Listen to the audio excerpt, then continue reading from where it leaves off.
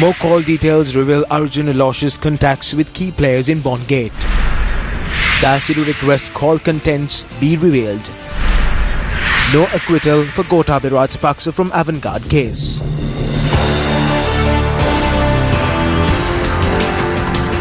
Very good evening to you. Welcome to Primetime News, coming to you live and direct from the Newsfirst studios here in Colombo. I'm Bernadine Jayat Singha.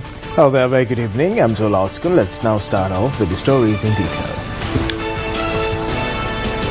Former President Mahinda Rajapaksa arrived at the Balikara prison today.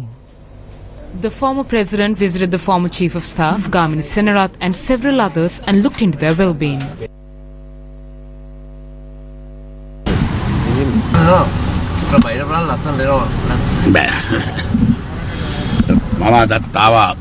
I came here today and met Gamini Senarath and a few officials, several others who are Navy officers who are here.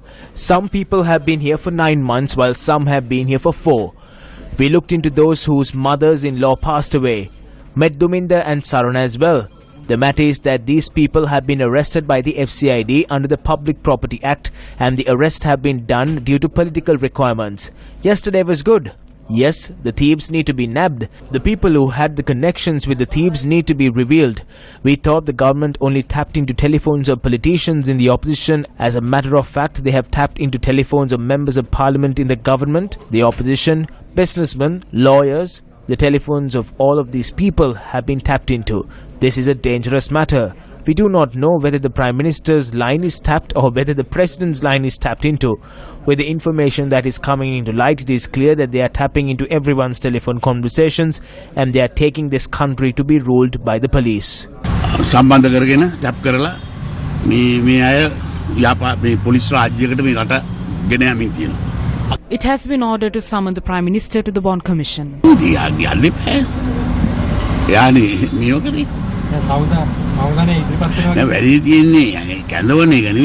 He has to go. He's the one who did this. The problem is not him being summoned. The problem is the end result. There's a bigger issue in Parliament, and that is the fact that there were deals with parliamentarians when this was being looked into at the Parliamentary Committee stage. That is a different angle. They said this many calls are made and this many calls were revealed. This proves that they listen to the calls. This is dangerous. This is a threat to the people's privacy. I did not know whether Sirasa will air this because Sirasa has dealings with the government. They only see our mistakes. You have been informed to look for mistakes. Former President Mahinda Rajapaksa, you speak of the dealings that we have with the government. You seem to have forgotten what had happened in the country from 2005 to 2015, the deals that you have had and you are impugned to. Do you remember the helping Hambantota deal where a former Chief Justice of the country had to come forward later on and apologize for the verdict that was delivered with regard to it? Do you remember how a youth who fought for the cause that he thought was the right thing, Roshan Chanaka, was murdered in our country? Do you remember what happened in the Balikara prison? What happened to all those inmates inside the Balikara prison? Do you remember the Sirliya Savia account, the MIG deal? Maybe your family can provide a more insight into what happened at those instances. Do you remember how various media institutions in our country, be it print media, be it electronic media, were attacked? This very network, this same network was attacked twice in the past. So all this happened during your tenure. All this happened when you were in power, when your people were in power, when you had the power to stop or control or investigate into this after all of this happened. Do you remember the countless murders that have no answer up to date? Lasantha Wickramatunga, Prageet Teknaligoda, and even rugby player Wasim Tajuddin. Do you remember how heads of mission appointed by you during your tenure are looked into by the police and they are impugned in various malpractices thereafter? So with all of this, former President Mahinda Rajapaksa, what we have to remind you is, with all due respect, we will mind our business, and why don't you mind your own business? We should remind former President Mahinda Rajapaksa that he was the former chairman of the party. You were the president for this country for 10 years. The Sri Lanka Freedom Party made you the president of this country. The SLFP took you to the pinnacle, not the other way around. We respectfully request you not to forget your roots. Now for our latest report on the Bondgate controversy, we now cross over to News First, Zulfiq Farzan.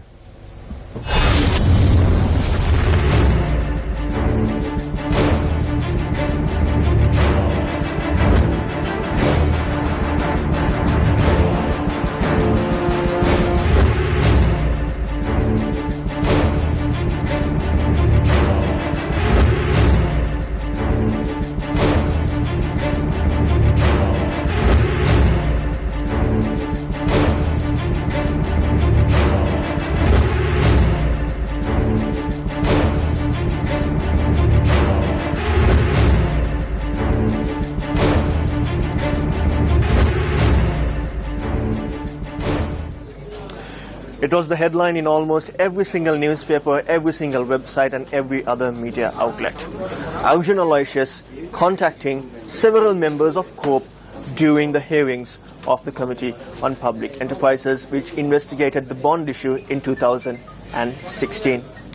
Augen Aloysius, according to this diagram and the evidence led before the Presidential Commission of Inquiry, had spoken to Sujiva Sena Singha 227 times since 2015. However, after Sujiva Sena Singha was appointed to the COPE committee in July 2016, he had spoken to Augen Aloysius 63 times. Then we come to Hector Appuhami. He had spoken to Augen Aloysius 73 times over the phone, and 23 of those conversations took place after Hector Appuhami was appointed to the COPE committee. Harshana Rajakaruna, 23 times he had spoken to Augen Aloysius after he was appointed to the COPE committee. Today we bring to you information about a beehive that surrounded Augen Aloysius, his contacts with certain individuals in certain organizations that dealt in the bond market. Augen Aloysius. And what is this beehive? The beehive evolves around all these individuals. Sangarapillai Padmanathan worked in the public debt department. 703 Viber calls with Augen Aloysius. Sangarapillai Aingaran, the brother of Padmanathan, 753 Viber calls with Augen Aloysius. Then we come to Saman Kumaran, the controversial and most spoken Employees Provident Fund dealer. 448 Viber calls with this individual. And his brother, Badugoda Heva Amal Iroshan, 163 WhatsApp communication with Augen Aloysius. This is the beehive that Nuan Salgado, the chief dealer at Perpetual Treasuries, spoke of when he became a state witness at the Presidential Commission of Inquiry. Let's now move around the people who had contact with Augen Mahendran. Right here are people involved in the Perpetual Group. Soni Niangoda, secretary to Augen Aloysius. Maxwell Jaksa, driver of Augen Aloysius. Surendran Muthuraja, a director at Perpetual Treasuries. Kasun Palisena, the CEO of Perpetual Treasuries Limited. And Sanat Bandara, the financial accountant in the Perpetual Group. Augen Mahendran, while serving as a governor of the Central Bank of Sri Lanka since the 23rd of January 2015, had been in contact with these people. Now one might question there would have been nothing wrong when the former governor of the Central Bank of Sri Lanka spoke to the CEO of Perpetual Treasuries Limited, which is a primary dealer in the bond market. However, Sub-Inspector Yasanka Jayasinghe, who compiled the forensic report on communication information analysis and produced it to the Commission yesterday, said that he analyzed the details of the call information from Augen Mahendran and he did not find any correspondence between Augen Mahendran and any other CEO of the standalone primary dealer companies. So therefore, from the standalone primary dealer companies, Augen Mahendran had only spoken to the CEO of Perpetual Treasuries Limited, and that's 27 times.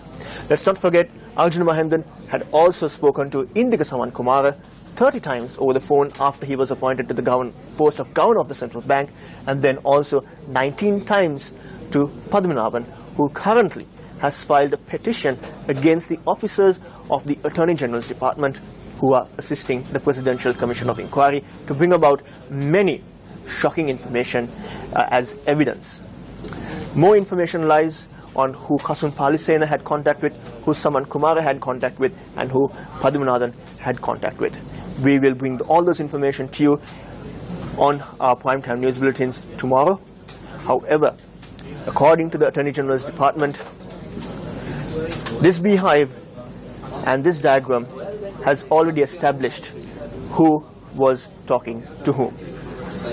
Other COP committee maging committee සමාජිකයන් Conversations that members of COP had with Arjun Aloysius has become a controversial issue. The claims are that he communicated with some members in this chamber before the COP report was presented. I want to know if you will launch a special investigation into this. මම විශේෂයෙන් සඳහන් කරන්න ඕනේ. හොඳයි ගරු මන්ත්‍රී මගේ අවධානය යොමු කරලා බලන්න. හොඳයි බොහොම ස්තුතියි.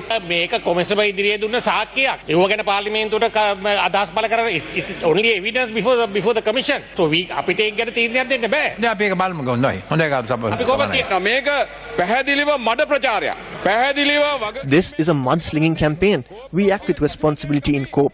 We have not discussed any matters of COP with businessmen.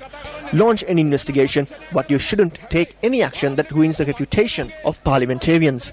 We have not made a statement that there wasn't an issue with the bond transactions.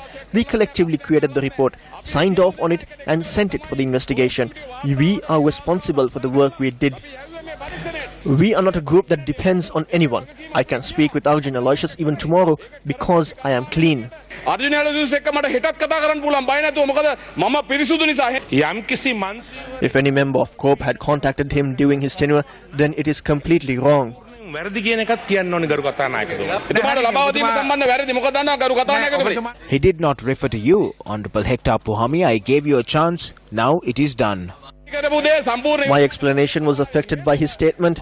There will be an issue if we discussed a COP investigation or a similar matter with an outsider. We have not done so.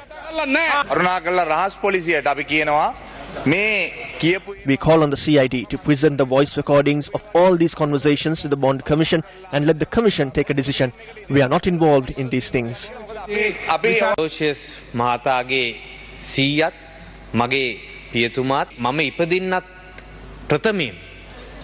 My father and Arjun Aloysius' grandfather had been friends even before my birth.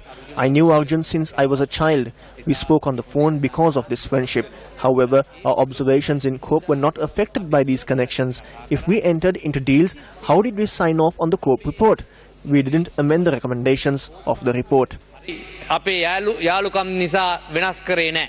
ඔය බැඳුම් කර ගනුදෙනුව පාර්ලිමේන්තුවේ කතා කරනකොට විජන කාලිපත්තුමා When the bond matter was being discussed using the Auditor General's report, how many of those people said the Auditor General does not have the authority or does not have the knowledge to look into these matters? They told the Auditor General to withdraw the report. They told him to leave if he didn't know what he was doing. Now it seems like many of the people who said they knew the subject had received this knowledge from Arjun Aloysius. Honorable Speaker, kindly take steps to transcribe all these conversations with the dates and times and enter them into Hansard. Then we will clearly see their actions, knowledge and what they actually talked about. Arjun Aloysius is not a member of any department or a government official. He is one of the accused. If they spoke with him, then it is ethically wrong. As the chairman of COP, I am happy that I was able to present this report to COP even when these conspiracies were afoot. This is a victory. ඒ වාර්තාව මේ පාර්ලිමේන්තුව ඉදිරිපත් කරන ලැබීම ගෞරවයක් ජයග්‍රහණයක් ඇත්තටම. It was Prime Minister Ranil Wickremesinghe that appointed you as the chairman of COP.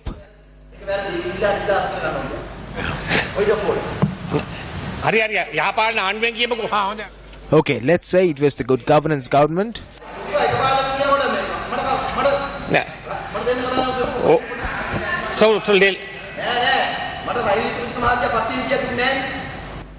He is the Prime Minister of the Good Governance government. During the past, the chairman of the COP is usually a member of the ruling party. However, the Good Governance government appointed an opposition MP as the chairman of COP. This shows our commitment to good governance. මැනවින් ඔප්පු වෙනවා. මන්න මගේ 100ගේ යාළුවා කවුද කියන්න දන්නේ. හැබැයි මම දැක්ක සමහර අය කියන එයාගේ 100ගෙත් යාළුවෝ. ඒ කියන්නේ 100ගේ යාළුවොත් මතක මුණුපුරෝ ඉන්නවද? මා කියන්නේ මේක. I don't know who my grandfather's friends are. However, I heard some members saying that they are friends of his grandfather. There are grandsons here who remember their grandfather's friends. I am not saying you can't be a friend or anything similar.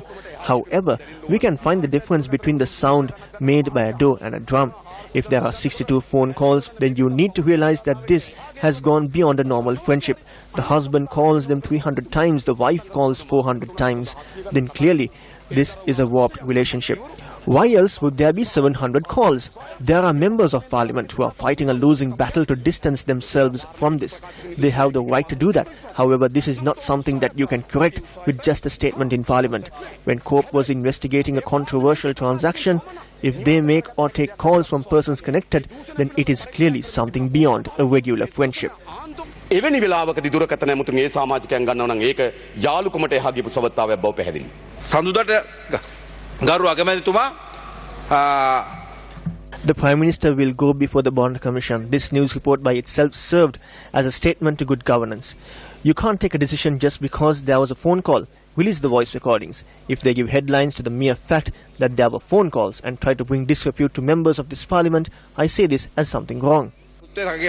කෙලසන්න හදන්න ඒක වැරදි විදියක් විදිහට මම දකින්නේ. මෙලා Karunanayake මැතිණියට Arjun Aloysius has called Mela Karunanayaka 327 times. I don't think that even Ravi Karunanayaka has spoken with him this much. Ravi Karunanayaka has not had this number of conversations with Mela. Who are you making these jokes for? කාටද මේ විලු කරන්නේ? අනේ හැබැටම හොරුන්ගෙත්තරු හොරු සමග එළුවේ. Tonight, cartoonist Asanga Laduwahettige focuses on yesterday's fireworks in Parliament.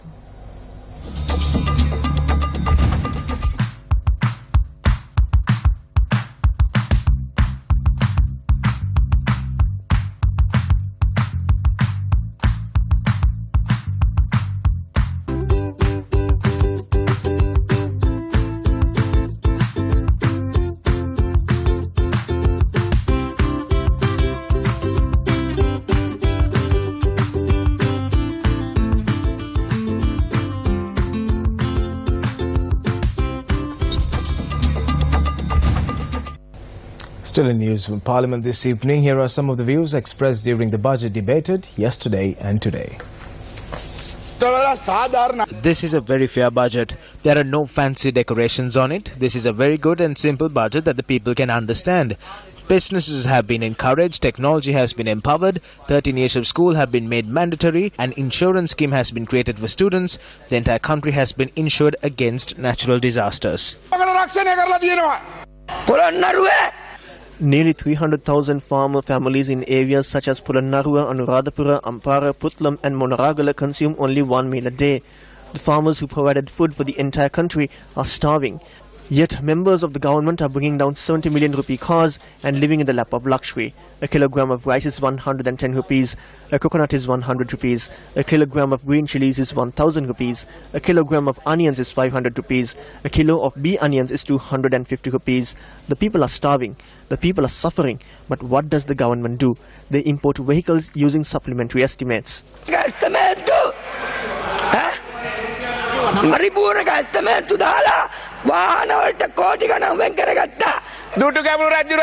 There was a drought even during the time of Kim Dutukamunu. The tanks were empty. The tanks are now being repaired to ensure a strong irrigation network for our farmers. The plan is being implemented under the President and the Prime Minister's leadership.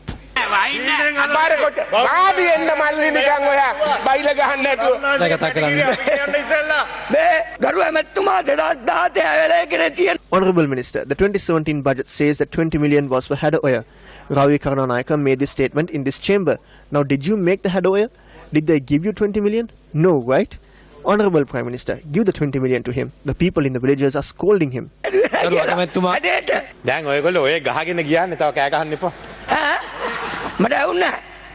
Sir, Sangri-Laga area the Sir, Sangri-Laga විවෘත කරනවා නේද බඩලා බඩලා ගිහලා පීත්ත වටියක පොඩවන් දැක්කා.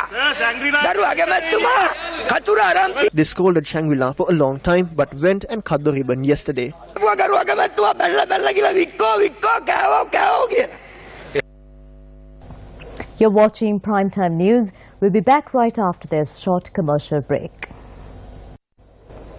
JVP parliamentarian Sunil Handunetti delivered a special statement in Parliament today regarding delays in bringing forward the National Audit Bill. මීට කලින් ආණ්ඩුක්‍රම ව්‍යවස්ථාවේ The 154th article of the Constitution earlier said that the Auditor General is responsible for auditing the accounts of state institutions. However, through the 19th Amendment, he was given new powers. He was given power to audit state institutions, not only their accounts. However, the Auditor General will only be empowered to do his job. When the Audit Commission is active for the past 2 years, you have spent around 2 million a month to ensure that the Audit Commission is paralyzed. What do they try to do inside the cabinet? They try to strip away the rights of the Auditor General to an extent where he wouldn't even have the powers he had before the 19th Amendment. The subcommittee presented details regarding the audit bill to the cabinet. They propose amendments. The amendments propose auditing be restricted to expenses of the joint fund. The powers of the Auditor General have been seriously curtailed. We know that most of the expenses don't come out of the joint fund. They take loans from various countries. They take projects from various countries. Because of these amendments, the Auditor General won't have the capability to audit incomes and expenses of state-owned enterprises. Who wants to curtail the powers of the Auditor General? We believe that the only people who want to do this are thieves, or the people who protect thieves. They want to protect fraud. If you can't bring the audit bill before Parliament, please suspend the Audit Commission. They are spending a sum of 2 million rupees a month. The Auditor General will one day be forced to answer questioning regarding this as well.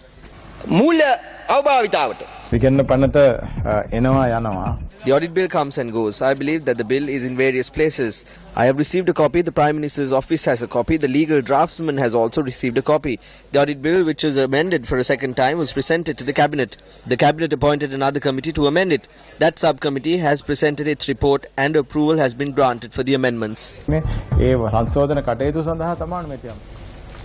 Chief Opposition Whip, JVP parliamentarian Anura Kumara Dissanayake raised questions today about the abolition of the Anti-Corruption Committee Secretariat.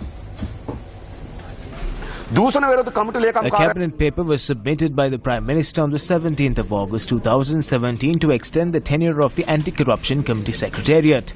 The recommendations of the President and the Ministers were sought and noted down. However, based on these recommendations, it was decided that the Anti-Corruption Committee Secretariat be abolished. That is something strange. I state with responsibility that the 7 members of the Cabinet of Ministers had complaints against them at the FCID when the Cabinet decided to abolish this. It is not surprising that they asked that it be abolished. They dissolved the Anti-Corruption Committee Secretariat. What was the result? Now the Financial Crimes Investigation Division does not receive any complaints. There were complaints that they were coming in. Complaints against MPs. There were various complaints that were coming forward. As soon as that happened, they dissolved the Anti-Corruption Committee Secretariat through a cabinet paper. Now the task vested with the FCID is to investigate complaints that were directed to them on previous occasions. The FCID does not have the power to investigate any new complaint or receive any new complaint. Why was this done? I would like to know. This was stopped by the Prime Minister's office. Since the Prime Minister's office is taken up for debate here, the Prime Minister's office needs to tell us why the Anti-Corruption Secretariat was dissolved without creating a way to lodge complaints with the FCID. The truth, Honourable Chairman, is that when complaints regarding them started piling up, they dissolved the institution. The notice that will announce the accepting of nominations for the local government election will be issued on the 27th of this month, according to the Elections Commission. The Elections Commission convened today to discuss the next local government election. Accepting of nominations is expected to begin on the 11th of December. Accepting of bonds or deposits for the election will take place till the 13th of December. Today we decided that we will advise returning officers to issue the notice calling for nominations on the 27th of this month. 14 days after the notice is issued, we will begin accepting nominations. 17 days after the notice is issued, at midnight, we will conclude accepting nominations. The notice will be issued by the district or divisional returning officers. The gazette on who the returning officers are will be issued by the Elections Commission today. The CSR initiative titled Don't Drink and Drive campaign was launched this morning at the Independence Square. This initiative is jointly organized by the radio arm of the Capital Maharaj Organization Limited, MBC Media Networks, the project partner Chevron Lubricants Lanka, together with the Sri Lanka Police. The Don't Drink and Drive campaign aims to create awareness among the general public in line with the upcoming festive season. The launch saw the participation of the Inspector General of Police, many high-ranking officials from the police, members of the Capital Maharaja Organisation Limited and Chevron Lubricants Lanka and members of the general public. So I wish, I appeal, I suggest, I help with my fellow policemen, the Sri Lanka police. This Don't Drink and Drive campaign is very fantastic start. It has to be continued for years in the same scale with Capital Maharaja, with Caltex. Get everybody to involve in this. Why? It's our program. It's for our people. It's for our youth. And it's for our future generation. And we are, day by day, we are losing our talent, our youth, our future. We know the statistics that claim so many lives on our roads every day. Isn't it time we as responsible citizens decided that we need to put a stop to this? This is up to us. As Sri Lanka's media giants, NTV, NBC and Newsfirst are at the forefront of such campaigns where we work together with the people. So together we build stronger and empowered communities. We are committed to such initiatives, and this is what being socially responsible means to us. And the moment I heard the concept, the novelty of the concept and the importance of the concept, I thought this is something that we should support Capital Maharaja and Sri Lanka Police on. So with that intention, there was a kind of seed planted on my mind, and I contacted my people, and then this is where we are. A road safety demonstration was held by the police cultural troupe at the conclusion of today's Don't Drink and Drive campaign. The government has announced the incentive structure to promote importation of vehicles powered by non-fossil fuel as announced in the 2018 budget. The new formula for import taxes on vehicles will be levied based on the engine capacity instead of the estimated value, rationalizing the tax base on vehicles. In addition, the loan-to-value ratio for motor cars, which is 50-50 at present, will be further relaxed for hybrid vehicles. The loan-to-value ratio will be revised and the finance facilities could be provided by banks up to 50% of the value for petrol and diesel motor cars, 70% of the value for hybrid cars and 90% of the value for electric cars. All vehicles imported with LC open on or before 9th November 2017 are allowed to clear at the duty applicable as its budget date, subject to 1. LC should be opened in the individual's name for his or personal use. හැබැයි ඒ වාහන අප්‍රේල් මාස 30 වෙනිදා ඉස්සෙල්ලා ලංකාවට ගෙන්න ගන්නත් ඕන. The minister explained the details on the procedure for collecting VAT on the scale of condominium housing units. The VAT liability on sale of condominium housing units will be liable from 1st April 2018. However, sales under a sales agreement entered in or before the 1st of April 2018 will not be liable for VAT. With that, we wrap up Primetime News. I'm Bernadine Jack Singha. I'm Joel Outschool. Take care. Good night.